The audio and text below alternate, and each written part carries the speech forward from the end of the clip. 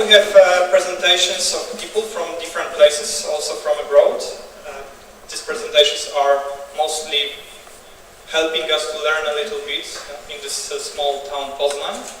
This time we have a slightly different formula. We have one interview and just one guest. This Hive bonus meetup, and I won't be really making it long. I'll just invite to the stage Bradford. Bradford will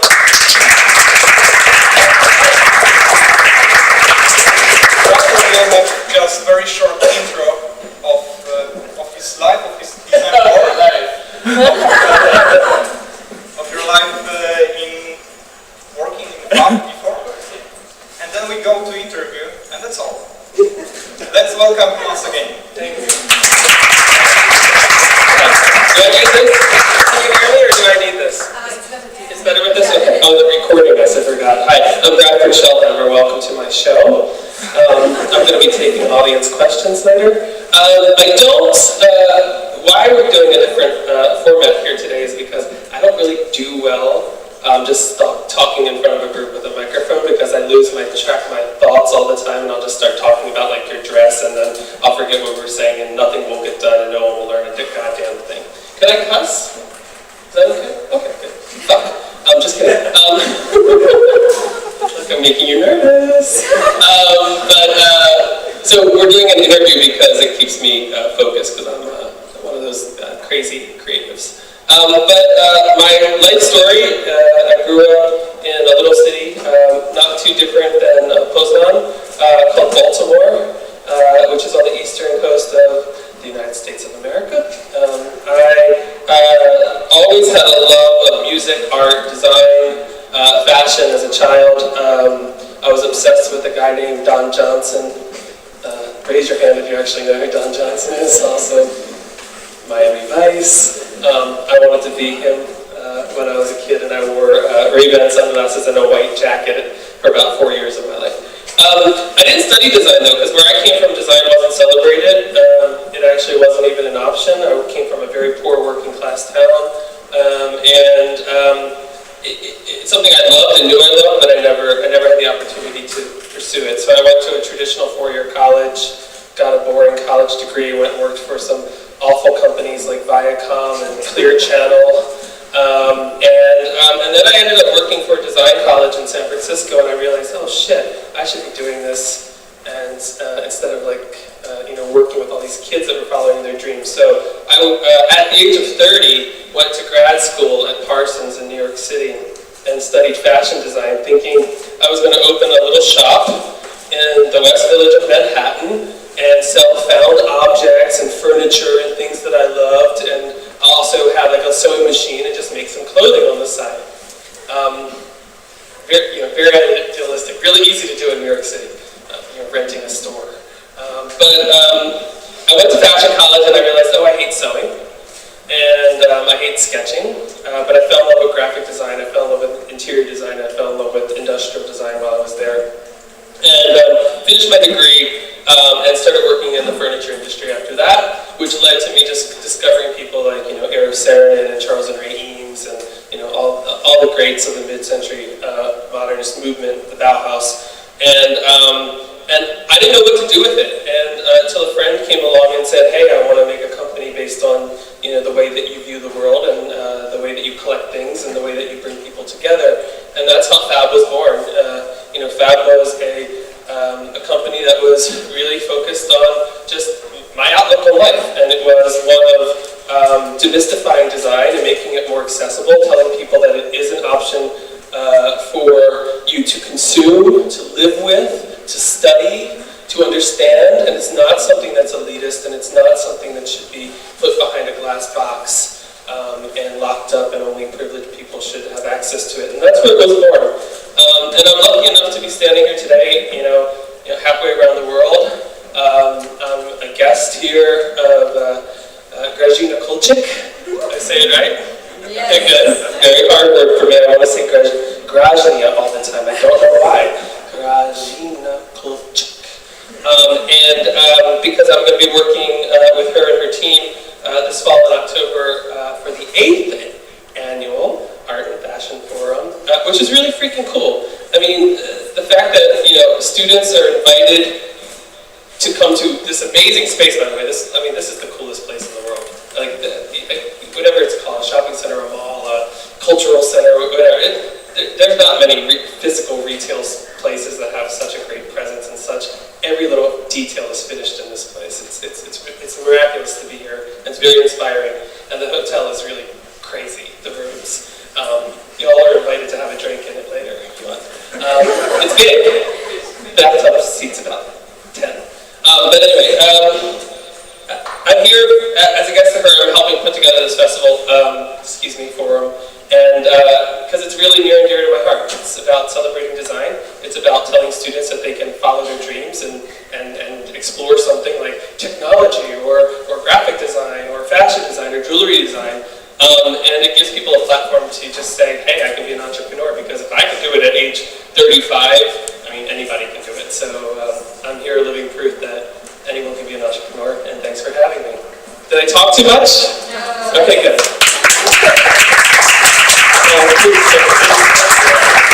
Because together with Marcin, we are such a professionals as Paulina.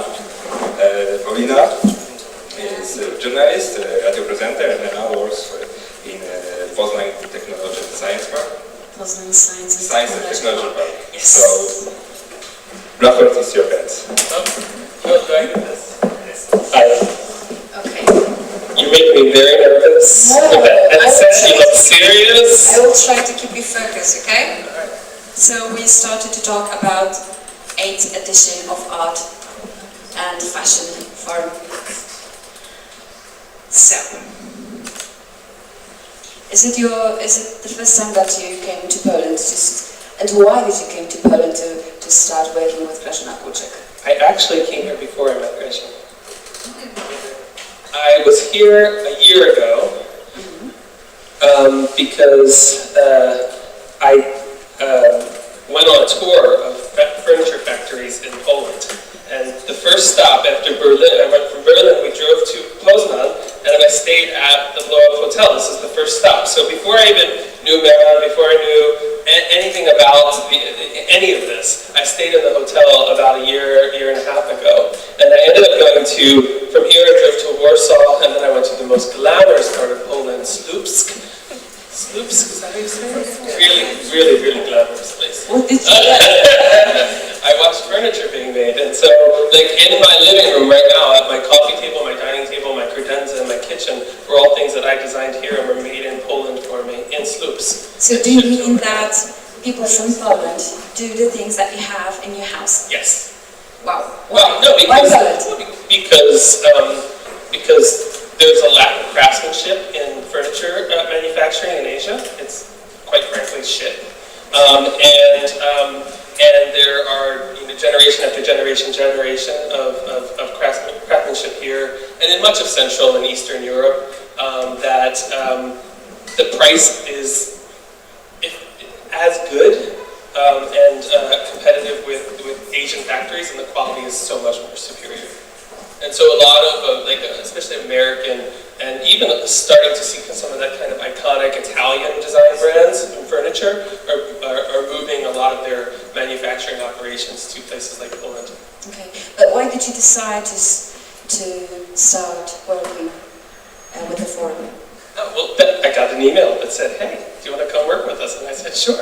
Who are you? Just like this. You know, it's completely out of the blue, and you know, the theme of the forum is one that's combining kind of a love of design and fashion with one of technology. It's one that's looking at the past and also looking into the future, and one that isn't focused on, you know, staying in one little box like fashion or design or technology and online. And so I guess someone with great taste thought I would be a good person to be involved in it. And I'm really honored. I mean, it's kind of cool. Like, I tell my friends, I said, I'm going to Poznan, and they're like, where's Poznan? And I'm like, oh, it's this awesome place. Like, we go online, and I show them, like, the website, and I, you know, look up Grażyna and show them, like, her art collection, and everyone's like, oh my God, this is such a cool opportunity. And I'm like, yeah, I'm really lucky that this is happening to me. It's nice. Yeah, it's very cool. But you see, we have many people in here. I think that this is the biggest Hive meeting ever. Hola, good, yeah? Sure. Yes, yes. I think that Have you really? I know you say that to everyone. No, for sure no. We've got in here people that are interested in design, and the people who are entrepreneurs, who has their own startups. So we will try to talk about these two kinds of things. So let's start with the hot stuff, with the fab. Okay, because it has a strange history. It started as a gay forum, gay site. Gay social network, I think. Gay social so network. imagine if you took Yelp and Foursquare when people actually used Foursquare. Sorry, they're still in business, I shouldn't say that. I wish you well. Check-ins. People do it on Facebook, so check-in. So imagine Yelp, Foursquare, TripAdvisor, but for gay people, and I'll tell you why. When I go on vacation, I don't want to stay at the same hotel, probably as like some woman and man and their 5 kids from the middle of Wisconsin.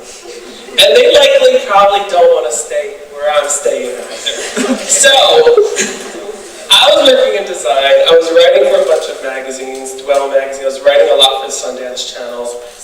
I was opening showrooms for some design brands in New York City. And an old friend of mine said, I had this idea, it's this gay thing, yada, yada, yada.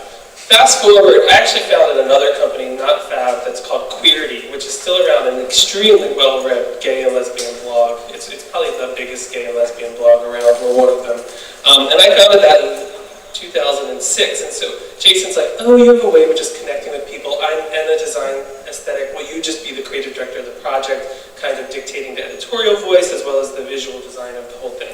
And I said, sure. And I left my day job and did this startup thing for the first time, really.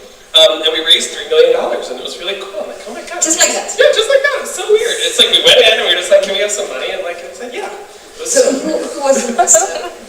Early investors, well, backtrack. How did you It wasn't just because I'm really good with the microphone and talk.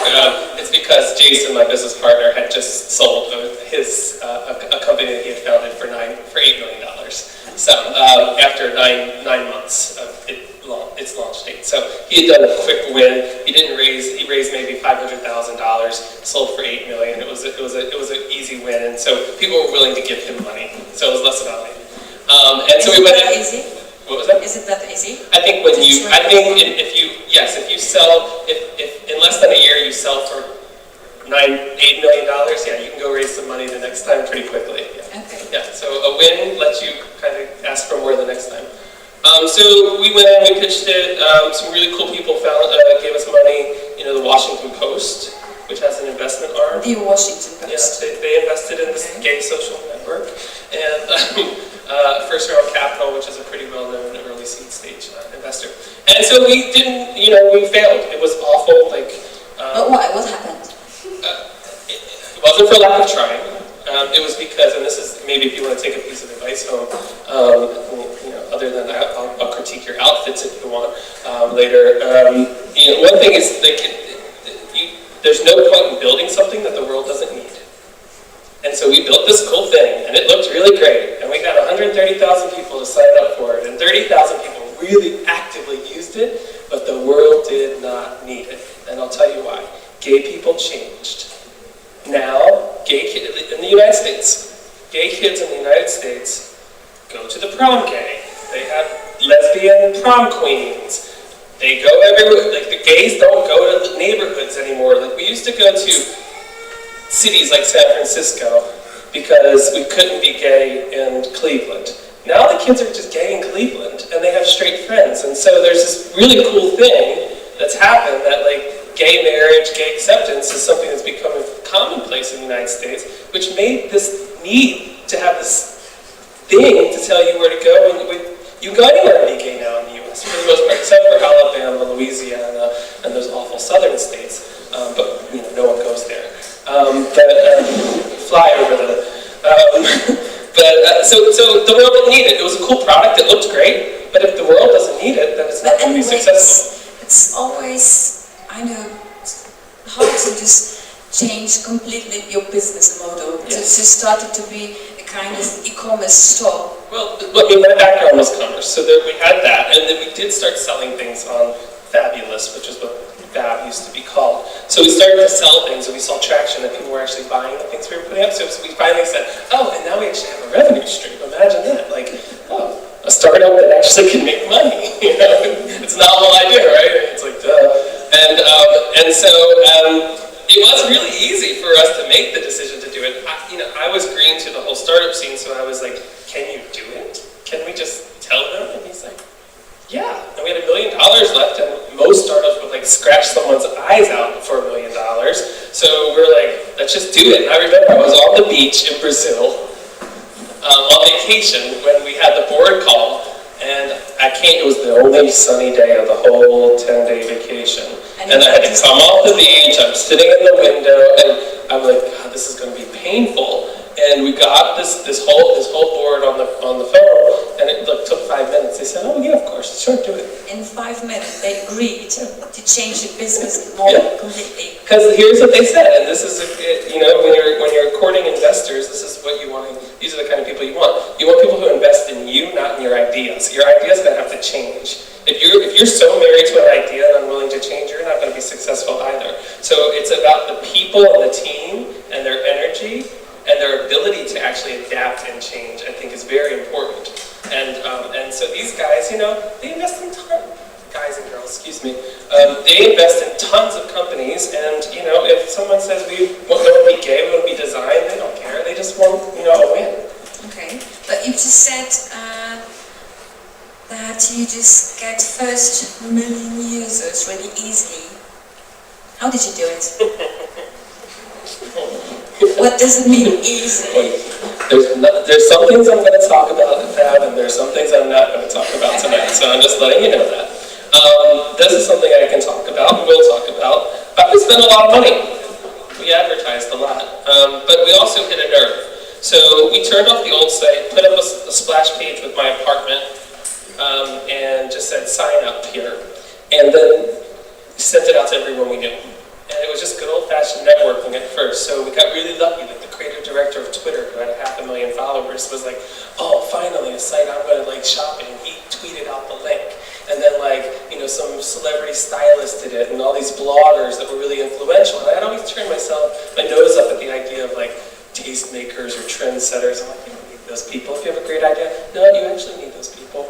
Because their endorsements are really important. And it's these people who are not really celebrities, but like 2 rungs below them that have like the 200,000 followers on Instagram people. Those are the people who really make a difference in your business being successful or not. The people who are following, bless his heart, great guy, investor in Fab, Ashton Kutcher, they're not going to go shop wherever he says to go shop. They're just there to follow the celebrity. But it's these people who, like, the taste bloggers, the style bloggers, the food bloggers, the tech bloggers that have this passionate, loyal readership, those are the people that can really make a difference. And so we had about 165,000 people signed up for Fab on the day it launched. Half of that was organic, so people that just came to the site or read about it somewhere. And the other half was paid, bought on Facebook. And we didn't spend a lot of money. We targeted very obscure design references. Like things like the Bauhaus or like, Alexander Gerard or like the Walker Art Center. So we took things, here's our big ideas, design, and then we said to the real design enthusiasts, these people who like live, sleep, and breathe it, we're not just going to put modern, we're not going to put, IKEA, we're going to go like 4 levels below that, and those were the keywords we targeted. And Jason, to his credit, that's all he did while I went and, signed up all the brands, he, every day, he made hundreds of variations of Facebook ads every single day, tinkering them. If one hit, maxing it out as much as you can, and then when it stopped working, turning it off immediately and keep going to the next one. You used to pick all the pieces that showed on Fab by yourself? Absolutely, yeah, absolutely, yes. For the first year at least, yeah. Because I think that, after that, it could be hard to do it. Yeah, it got to a point where we were putting 3,000 products live on the site every single day. So how many people helped you? At our height, over 700 employees worldwide. Over 700? Yeah, in fact, still has employees. In how many countries? United States, Belgium, Germany, England, Poland, India. Okay, so how it is different to launch business in so different countries? Yeah, so I mean... Is it difficult? Yes, very, and it was a learning mistake. I probably wouldn't do it again. Why? What happened? The race for growth and speed, I think, it wasn't because I don't think there was an appetite for a larger audience for Fab. It's just there's only so much that a certain group of people can do. And one thing I've learned walking away from Fab is the need to kind of be laser focused on one thing. And I think that's healthy advice. You know, I get really philosophical at times, and it's for me, it's like, yeah, it's healthy for a business to stay focused on one thing. Like, what is the one thing that your startup or your business or your design firm or whatever it is going to solve? But it's also a really good thing for employees. So if you're a CEO or a founder, you know, what do you do the best? For me, it was merchandise, finding the great products, and then visually representing it, telling those stories. That's all I should have ever done. And everything else that comes along with running a company, I should have found smarter people that could do those things better than I ever could. And then it's also just good personal life advice too. It's like, yeah, like, you know, if you have a family or you have a hobby or there's a sport that you love, it's probably really a good thing to kind of focus on those things that are, because all the distraction and doing too much and going to too many events and too many parties and too many nights out or juggling too many clients, so don't allow you to actually give yourself 100% to anything. And I really think that the best success stories, design, technology, pop stars, singers, whatever it is, are the people who figured out that one thing and just never gave up. And it's human nature to give up. Not give up or move on. But some things don't happen overnight, and some things don't happen in a year, and some things don't happen in my own personal case. It took, you know, I was 35 to achieve kind of the success I, at 21, dreamt about and knew that was in my heart. And just staying the course and not getting discouraged because your life may go this way or that way, your business may go this way or that way, but just, what is this one thing that I'm going to do in my life and dedicate my life to? It may happen tomorrow, it may happen 2 weeks from now, it may happen, honestly, 10 years from now. But if you do that, I think success will eventually come in one way or another. Okay, but what else would you do differently if you just start to work with Fab again?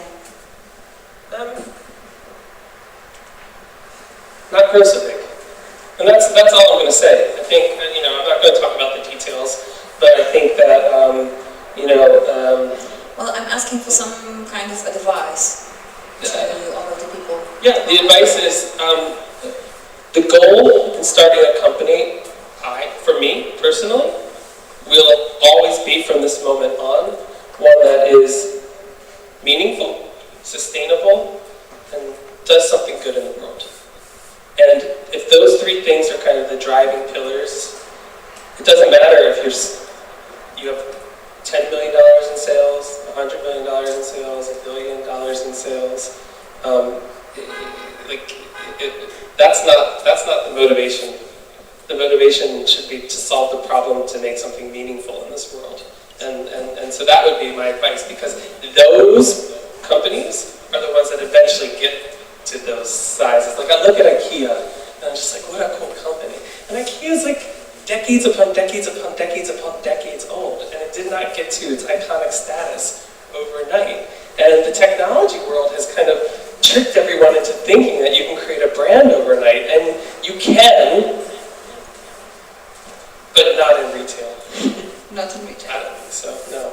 I think you can have people fall in love with your idea and your brand overnight, but it's going to take year after year after year of someone taking your product, putting it on their body, hanging it on their wall, falling in love with it, living with it, breaking it in, dealing with your customer service when things go wrong, and then you earn their trust to take money out of their wallet. It's not like, you know, an app that you can download for free and all your friends are using and they'll probably get bored with it in 6 months anyway. It's like when you're actually producing something that people touch and live with and is in their home and is that intimate, it's going to take some time, and I think that that's in contradiction to this whole technology model, which is all about fast, grow, now. How do you balance the two? I think there are great examples of startups who have balanced them. But even those are starting to show kind of some of their growing pains, I think. Like, I look at Etsy. Etsy was this site that I was obsessed with forever. It's a handmade marketplace. It's changed the lives of so many people who make things. And then I looked for scarves on Etsy, and there are 1,555,000 scarves on Etsy. Wow, that's a lot. And I'm like, I'm not shopping for a scarf on Etsy because I don't have time to do that. And so I don't know why Etsy has so much. I mean, they have this whole inclusive thing, and maybe that's a thing, and maybe it's the shopkeeper's responsibility to bring the traffic in to their shop, but Etsy's not a fun experience for me as a shopper anymore, and it used to really be, because there were less stuff and it was much more curated when it was a more in-the-know group of makers, and now anybody that wants to sell a plastic water bottle can just make a shop on Etsy. I've heard that you convinced Anderson Horowitz and Ashton Kutcher to put some money in your company. Yes. Well, how did you do it? It was less convincing. They both asked us if they could give us money. They just asked you?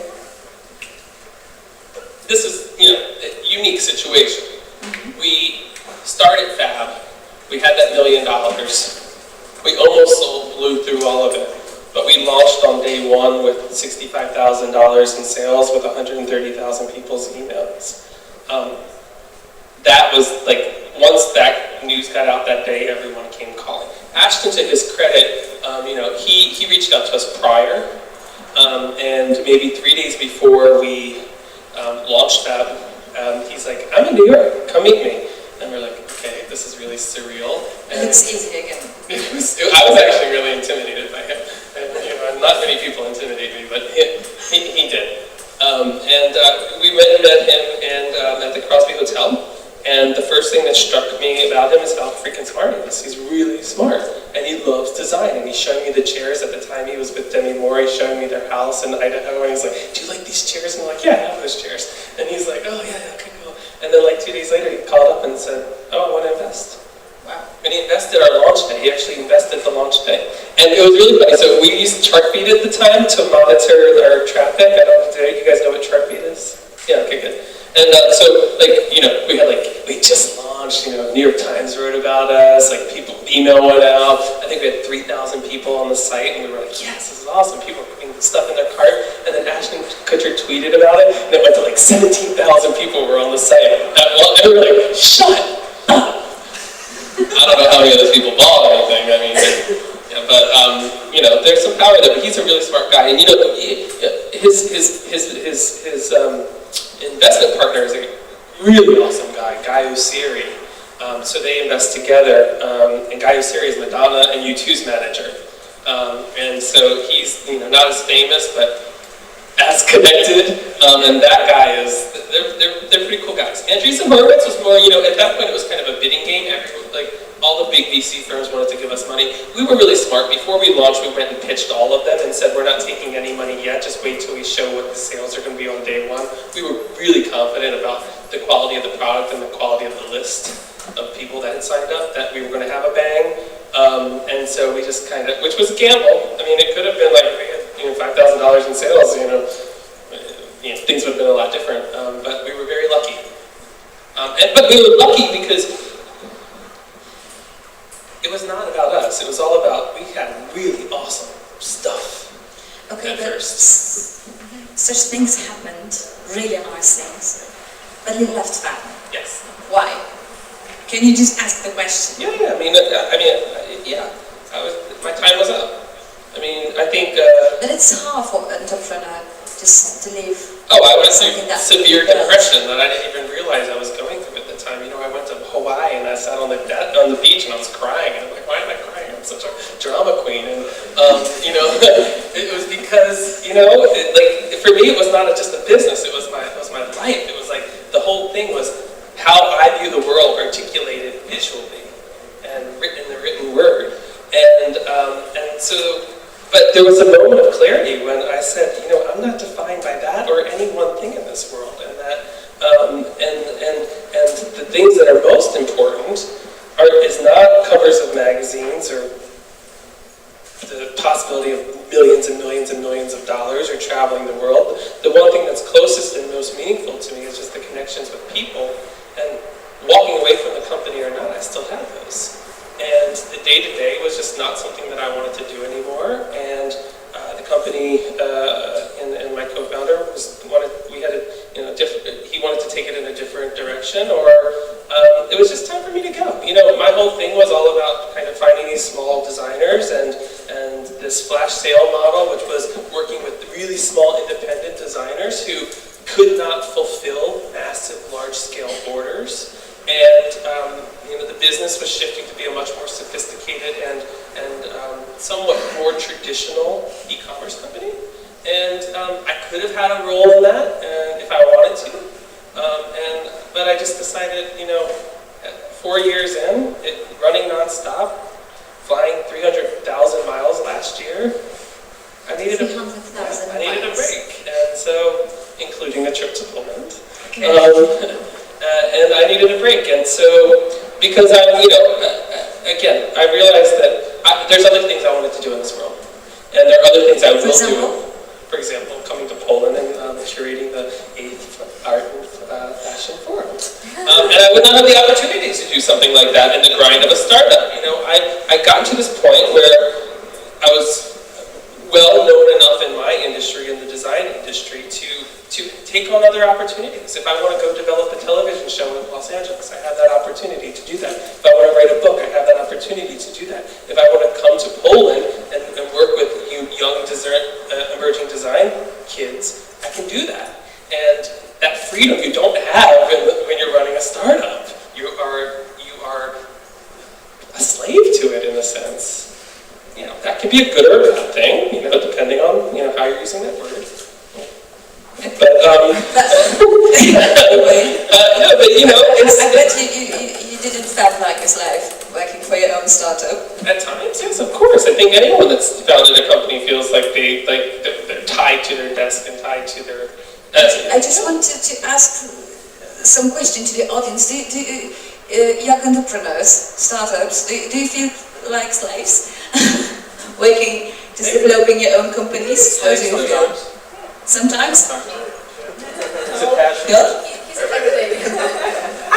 Sleep might be the wrong word. Maybe I'm losing it a little too loosely. But for me, it's like, okay, here's a better question. All the time. No, but you don't stop it. Here's a better question. How has starting or being a founder or being an entrepreneur affected the personal relationships in your life? Because you're ignoring someone that loves you, and you're not giving them time, and you're always on an airplane, and you're constantly in front of your computer, and that takes a toll on your life in a way that that a lot of people don't talk about. And for me, I was just, I was lucky enough to be able to walk away from something that had blossomed into something really cool. I got to experience the high, and now I can do whatever the hell I want. And so I needed that break to kind of figure out what I wanted to do. But I knew I didn't want to work I didn't want to do it anymore. It was that simple. It was just, I didn't want to do it anymore. What else did you learn by the failures? What would you advise us and young entrepreneurs to learn from failures? A bunch of things. One is never lose sight of what the problem is you're trying to solve. Because a lot of other things can come along and distract you. And so it's like, my startup is this is what we're doing, and that should be like on a wall so big that it's all you see every single day, so you never lose sight of it. Because once, especially success starts coming in, and 500 people come walking through your office, and you get phone calls from everyone, on an airplane all the time, it's really easy to lose focus. It's something you constantly have to check. The biggest piece of advice I have, though, is be good to your people. I mean, we said there were 700 employees that worked for Fab at one time, and there were probably 679 of them who would jump to work with me again. And that's because I took the time to really be present with the people who worked for us, and I think that's really important. They may be my boss someday, They may be not introducing me to this person or that person. And I'm not saying view people as a tool that you'll eventually use later in life, but like it's your job as a founder to invest time and energy not only into building your product and building your business and selling your product and raising money. The most critical thing is you owe yourself and the people who work for you the time and energy it takes to invest in people. It's more important than investing in your product. And that would be like the biggest thing, because I walk away from Fab now and I look back and I have a freaking army of the most talented, creative, hardworking people I've ever met. And that, knowing that you have that network is like, I could do anything. Like, I can call upon those people for the rest of my life and vice versa. And so the people part, and I think a lot of times technology people, maybe not so much design people, technology people, tend to be a little more, they're in here and not out there. And so it's probably a little bit more of a challenge at times for, you know, coders and engineers and developers to get comfortable with that kind of human interaction, but it can't just all be you and a screen. Not if you're going to lead a team of people, inspire people. And let's talk about design for a while. My love. Do you have somebody in Poland that you admire? Good question. So? Yes, a lot. Who is it? But I'm kind of really obsessed with this person, Anna Orska, who has a shop here. Yes. I mean, I'm really obsessed. Like, I came here, I did not see her shop the first time I was here, but the last time I was here, we walked in just coincidentally, and I love jewelry. I mean, I'm wearing tons of it. Like, I mean, as you can see, it's like my kind of thing. And I walked in there and I was like, this is the coolest shop in the world. And you know, jewelry is such a discipline that it's so copied. Like everybody's, like jewelry, there's so many jewelry designers who's, it all looks the same. You can line it up, especially if you look at Etsy. It's like, it all looks the same. And it's so interesting to find a jewelry designer who has such a unique point of view. And the cool thing about her too is, why I really like her, so I like all this rope stuff, but like, she works in like 12 different materials, none of the collections look anything alike. Like most people are like, oh, I'm going to be the rope bracelet designer, and they just do rope bracelets. And that's it. Like, and it just shows her talent, is that she's capable of adapting to the material and doing something completely different with each one. So I'm kind of obsessed with her, so go buy her stuff. Anna Orska, I have not met her, but she follows me on Instagram. She's amazing. It's really incredible stuff. So how does the American taste of design is different from the Polish one? There's no such thing as American taste, except, well, I'm not sure. American taste is bad. You sure? Yeah, traditional American design, yes, I agree, yes, definitely. But I think a movement has changed in the United States to finally catch up with kind of like the modern aesthetic that exists in, you know, Asia and Europe, and even Africa, and even South America. I think America and Canada are the only places that have like really ugly furniture. And this was part of like the thesis of FAB, is that, you know, we live in a world where we can have whatever we want, really. You could, if you want Japanese tea, or if you want Polish sofa, or you want, you know, French cheese, whatever, you could get that if you really want to. No, that's if you have enough money and you live, you know, but I'm talking about in the Western world, most things are accessible to us. And I think that, like, that's the beauty of, like, that's what really was inspired by Fab, is that my whole life I've traveled and I've gone around and I've met people all over the world, and I've collected little things here and there.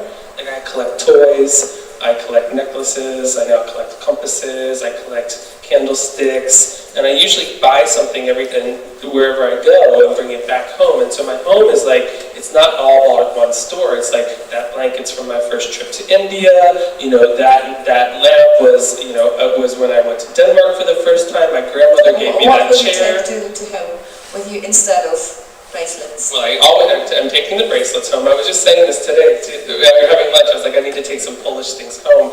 And then, of course, the Polish people at the table said food. And I'm like, okay, I wonder, you know, you guys are thinking about food all the time here.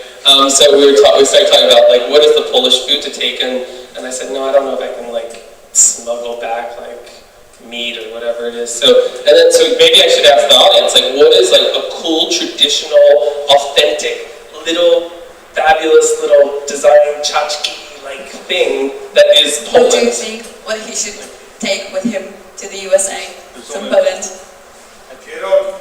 No, no food, not at all. We are not talking Something about cute and little, and you put it in.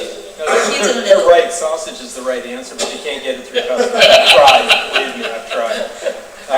There's a... Amber. Amber. Amber. Like jewelry or? Yeah. Yes. Oh. Good idea. That's something there. Anything else? Good idea.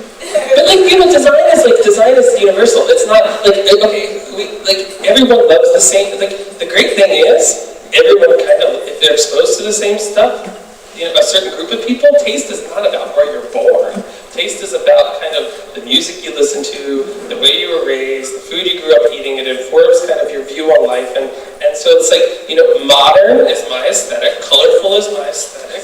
There's people that have modern, colorful points of view in Poland, in Russia, in China, in Australia, in South Africa, in Brazil.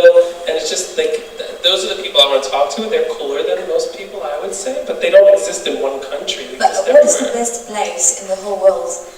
The best place for designers or for such people To like shop or to get inspired? to get inspired? Oh, see, a real designer gets inspired everywhere they go. Like, there is not a moment, like, I walk by, like, what did I say when I met you? I grabbed your little belt and I said, oh my god, Yes. it's the cutest little thing ever. And it's just like, as someone that's a visual learner, or visual, like, we take it all in, even if we know it or not, and we're like documenting it somewhere, and we usually pull it out of our ass later. And, you know, I will probably like do something green with a thin red pinstripe on it because of this outfit that you're wearing. But that's how my brain works, and so you're constantly learning. But I would say, like, it doesn't have to be a place or a thing. I think, like, my biggest source of inspiration is music, which is not visual. It's like, you know, and I think for a lot of designers, they probably read, or they may run, or they may, you know, it might not be something that's even related to kind of what they do. I'm just curious, what are you listening to? Oh, I'm obsessed with Robin. With Robin? Yeah, you kind of look like her. Yeah, but I'm old, you know, I'm a lot older than I look. And sometimes I'm supposed to get a jet laugh, people. But I listen to like things from the 80s. Okay, but Bradford just... And Barbara Streisand. And Barbara Streisand, okay. Okay, let's just... I love this woman in purple because she's the only one laughing at my jokes. Thank God you're here. Let's talk about startups. Do you know some Polish startups? Yes. There's one that's really freaking amazing. Which one? It's my friend's. It's called Cosmos. It just launched in Cannes last week. No, okay. Cat video. You have to watch this cat video, but this is what's cool about this startup. I don't know what he's going to do or how he's going to do it, but he is so good at marketing that he got me to already understand, like, I can recite his tagline, I can't even recite people's names. And so, did you know, tell me if I'm wrong, correct me if I'm wrong here, $500 billion a year is spent on advertising? Oh. And nobody knows what advertising works and what doesn't work. There is no way to monitor that, it's all hunches. And so, you know, that's a cool problem to solve. I think a startup should solve a problem. You know, good luck, it's a big problem to solve. But like, you know, there's definitely a need in the world, especially in the advertising industry, and for consumers who don't want to see shit that they don't want to see, because we're force-fed all this advertising. I think it's a great thing, a great idea. There's a really amazing, and I always get the name wrong here. No, I know. I always want to call it lookbooks because I have a friend that started lookbooks.com, but it's showroom.com, which is a Polish startup with lots of great brands too. So. Okay, but you've seen a lot. Yeah. You've seen a lot of startups. You've seen a lot of different places where startups just hang. What do you think about the Polish scene? You've learned something already, I think, about us. How does it look? The Polish scene, the startup scene, the design scene, The design scene and the startup So scene. I'm probably much more familiar with the design scene here. You know, we sold on Fab a lot of Polish designers. I mean, we sold like fashion brands like Aloha from Deer. We sold, I know I say it with the American way, Zieta. It's not how you would say it here, but it's a Polish furniture brand that are really famous. They make the coolest thing. It looks like they're metal, but they look like blown up balloons. Do you know what I'm talking about? These little stools. And so we had great success selling. What I love about the Polish aesthetic is this. It's exactly what I said earlier about kind of a lot of things just look the same and are generic. And so all the Italian stuff looks like the French stuff, and all the Scandinavian stuff looks the same. Looks like the French stuff. Yeah, I'm talking about furniture, yeah, and industrial design. And there's like, it looks Scandinavian, it looks British, it looks Italian, and that's all we're kind of force-fed. And when you come here, like, some of this shit's just really weird, and I kind of like that. Like, in Milan 2 years ago, there was a big Polish furniture exhibition, and it was like these weird sofas that, like, it was just like a normal sofa, and then suddenly the back on the one side went really high. It was like fucking with the proportion of the, keep cussing, sorry, playing with the proportion of the sofa, and I was like, why that exists is because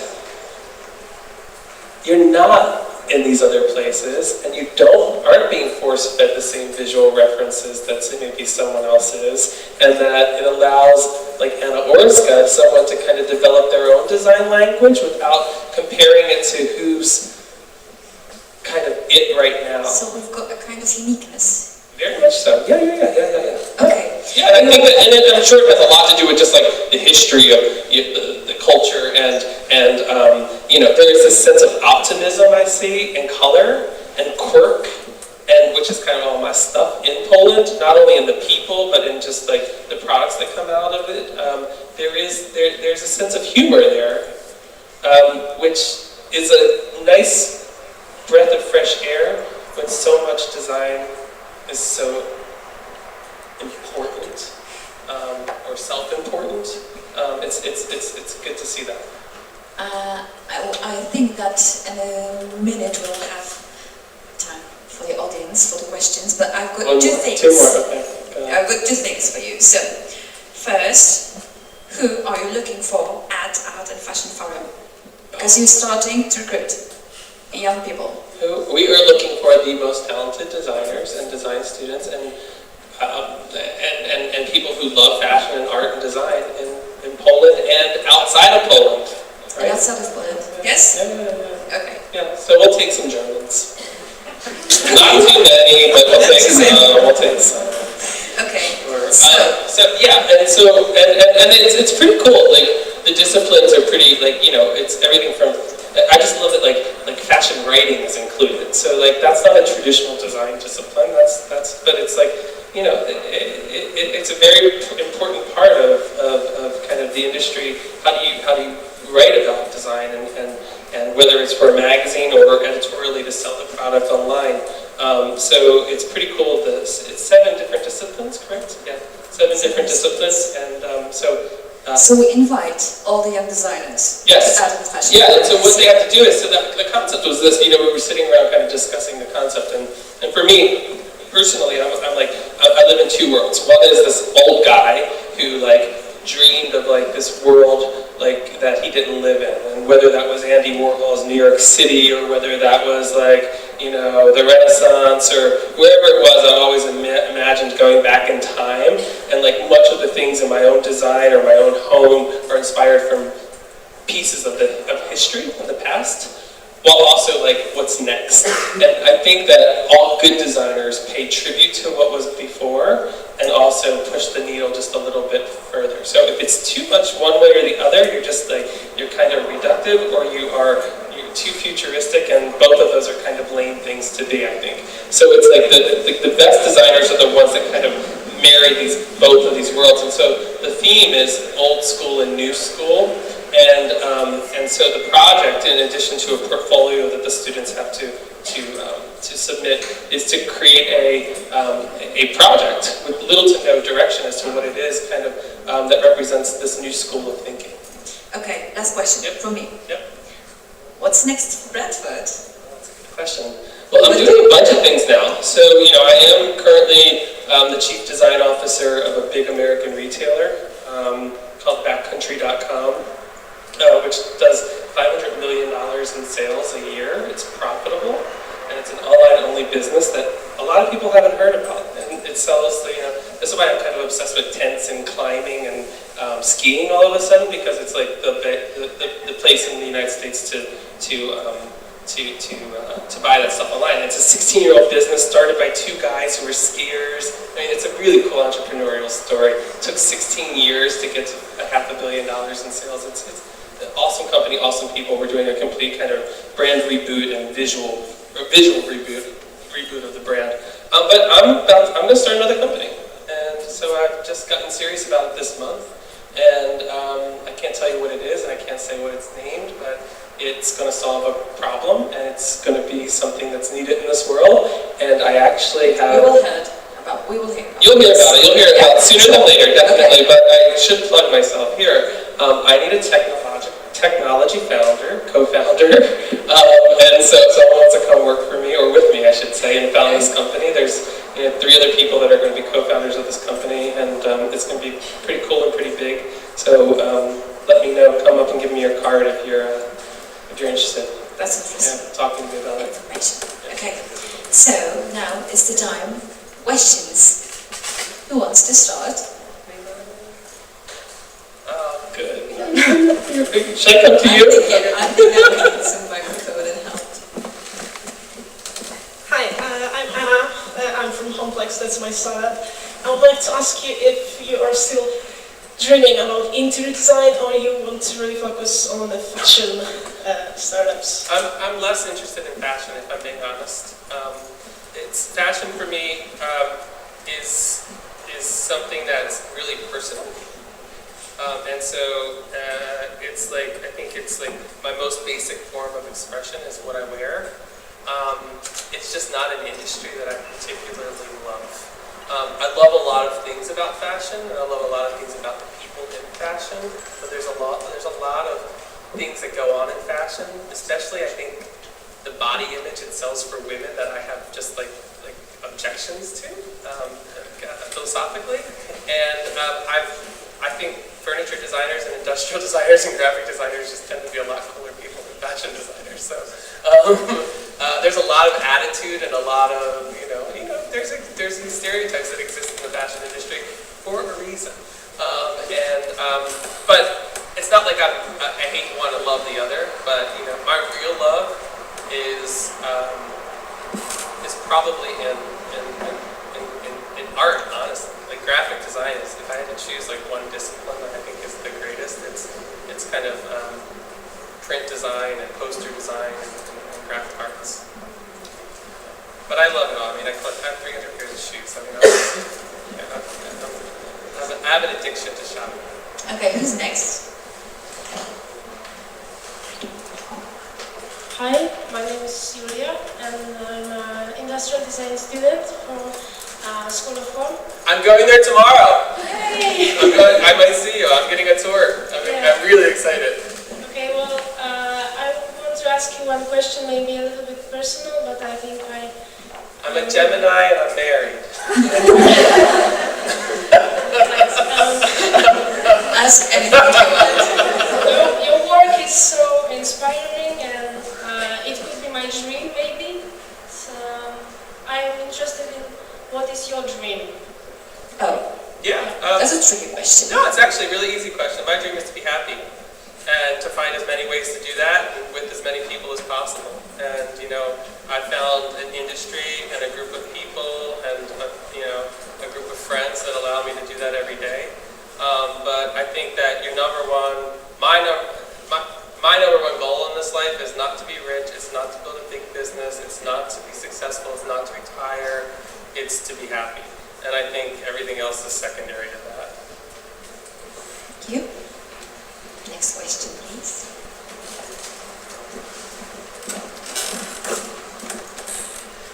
So you said that having a business is something of a slave-driving situation.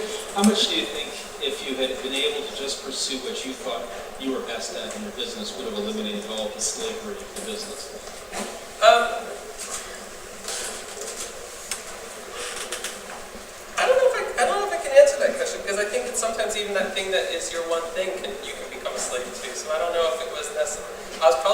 slave to that than I was to all the other things going on. I think it's just, what I was trying to get at maybe, and maybe I wasn't articulate enough, was that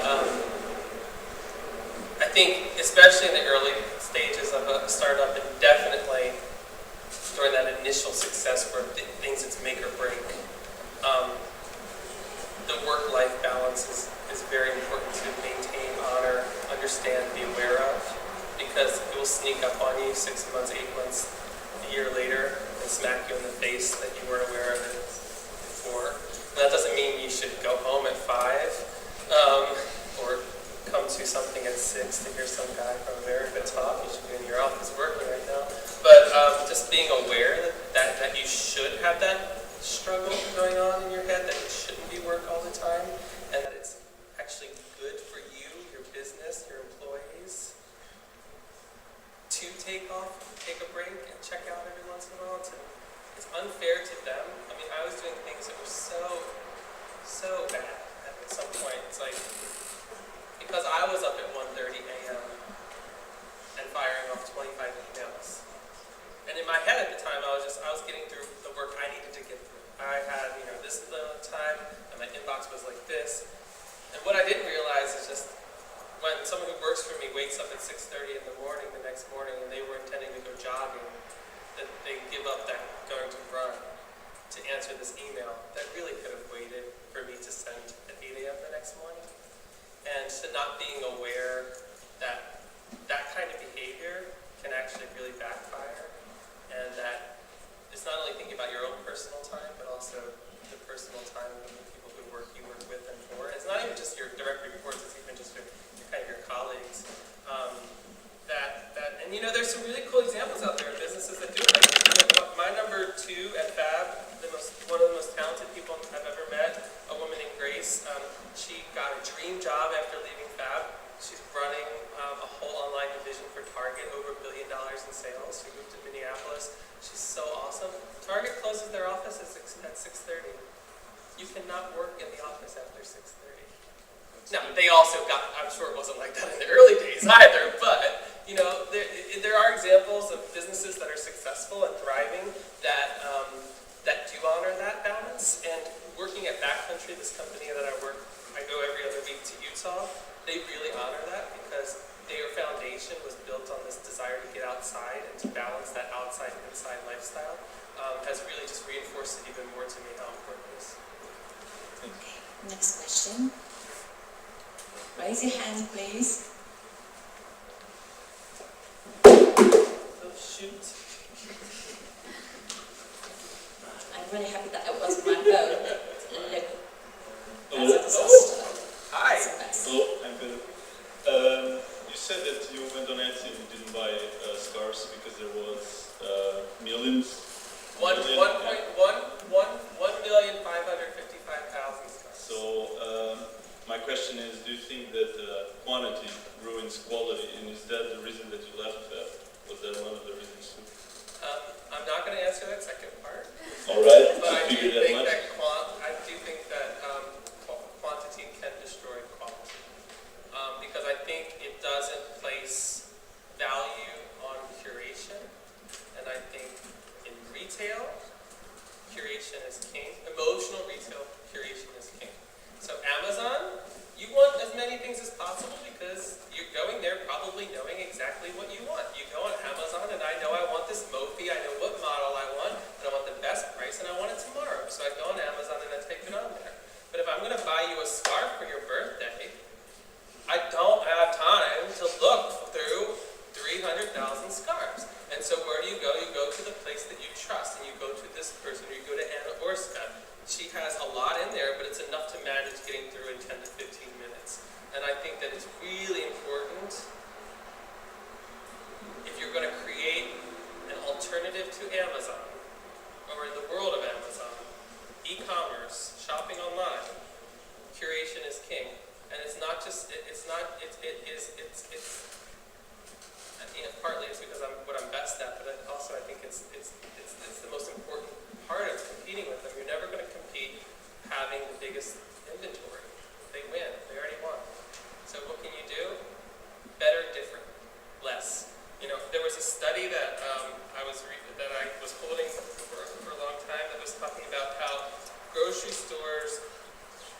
8 kinds of milk and 3 kinds of milk.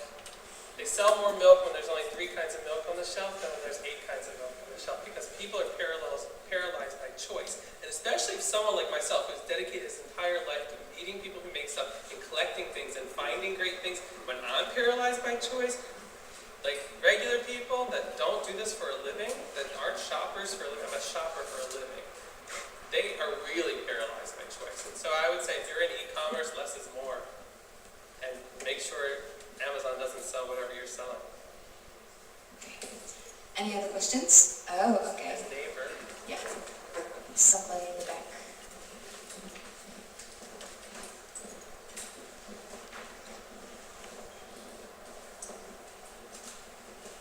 My name is Thomas, and I'm from Denmark, and I live here in Poznan for 4 years.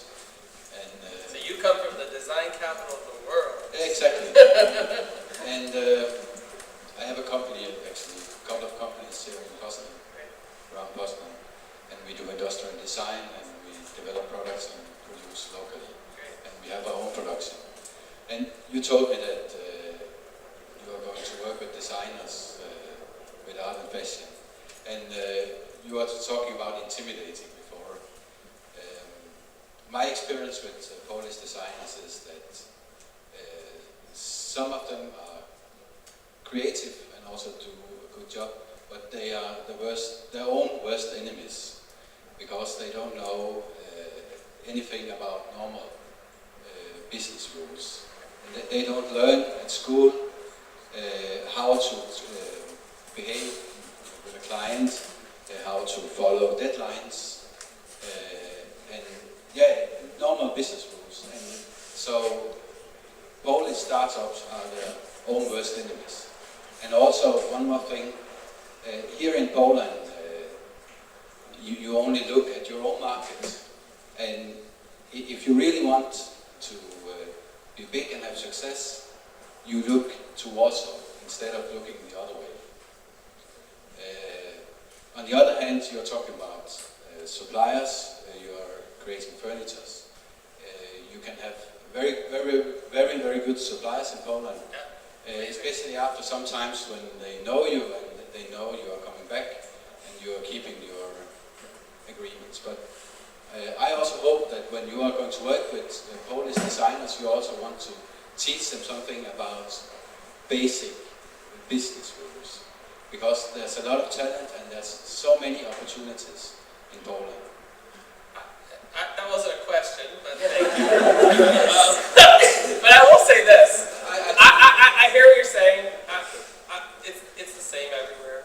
Maybe Denmark's different, but we're in the United States. You know how it's also a culture of people not realizing their talents and to not having the formal education of entrepreneurship. And I think that's kind of maybe what's special about entrepreneurship, is that you learn on the job rather than in the classroom. And all these people that went to Stanford, I was like, whatever. There's a lot of smart people out there in the world. It's like, roll up your sleeves and work hard for 5 years and fail. And that's probably a bigger education than any school that you could go to. So I hear what you're saying. I don't think it's just Poland. It's probably many parts of the world. It's definitely where I came from. Is the exact same thing could be said. But here I am, an example of someone who figured it out, at least to some extent. And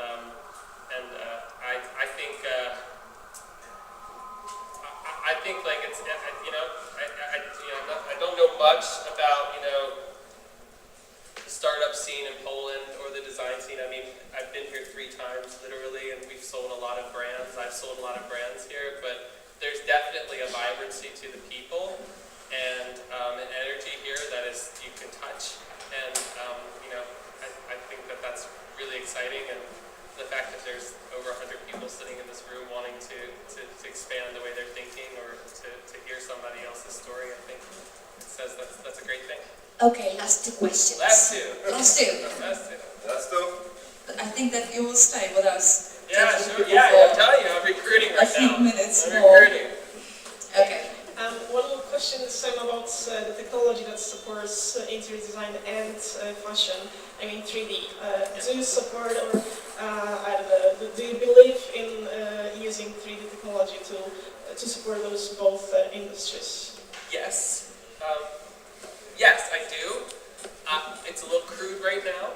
I have some friends that are much bigger proponents of 3D printing than myself, and they swear to me that I just have not seen the best of the best so far yet. That technology has come very far, and I've been told, especially in Poland, there's really great companies that produce like amazing stuff. So I hope to see it. But I mean, yeah, like every major industrial designer in the world, and all the designers in the world are all like, it's just a matter of time now when it becomes, you know, much more ubiquitous.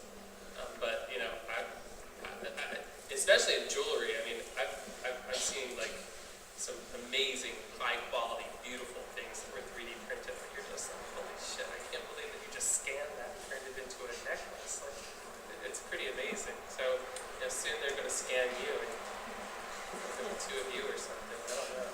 Yeah, I mean, yeah. Honestly, this is where it gets like, my brain doesn't go to certain places, and 3D printing's like this, like. Not yet. It's hard for me to, I'm still learning, I guess, every day. You know, fabric is easier for me. I like fabric and easy things. But yeah, I mean, it turns me on, definitely. Okay, last question. Up there. Assuming as a successful entrepreneur or a professional as yourself, you're receiving a lot of ideas, or there is a lot of ideas circling around you. I wanted to ask you, what's your rule of thumb to decide whether or not you want to be involved in something? Yeah, it's good.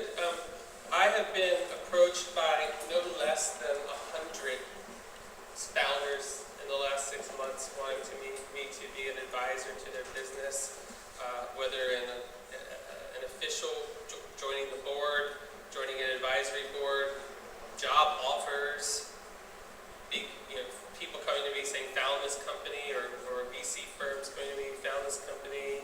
Like, yeah, a lot, every day. I turn people down every single day. And I've gotten in bed with a few of them. And I've taken the time to meet with more than that for coffee, or to at least share some ideas or things. For me, it comes down to, do I think it's kind of like a good idea?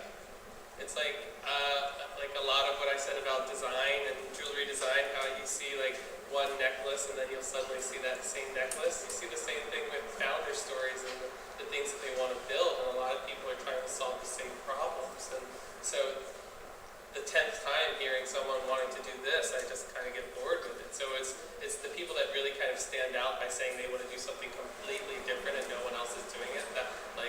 That's what's really exciting to me. But I'm at the point now where I can't get involved in any of it, because I realize that you can get lost in, and this is whether you're someone who's had some success and people are propositioning you to be an advisor to their business, or you're just like, you're a startup guy and all your friends are startup guys or girls or women, and it's easy to get distracted by everybody else's stuff, and there has to be a moment where you have to really say, you know what, I can't have coffee with you. And that's okay, because I need to focus on my thing now, because every moment I don't focus on my thing is another minute that someone else could be doing it and getting ahead of me. And so I've become really good now at telling people no, and they respond and respect it. It's the thing that I can't stand about people who have achieved some kind of success, and you ask them a question, is silence. Like, anyone that takes the time to email you, especially a passionate email, or call you, or shake your hand at a party and give you their card, they deserve the respect to at least say, good luck, I can't focus on it right now, I'm focusing on my own thing, good luck. Like, and so I always take the time to do that. But you know, here's the thing, I'm an entrepreneur, I have it in my blood. I'm not going to work on anybody else's idea, I'm working on my own ideas.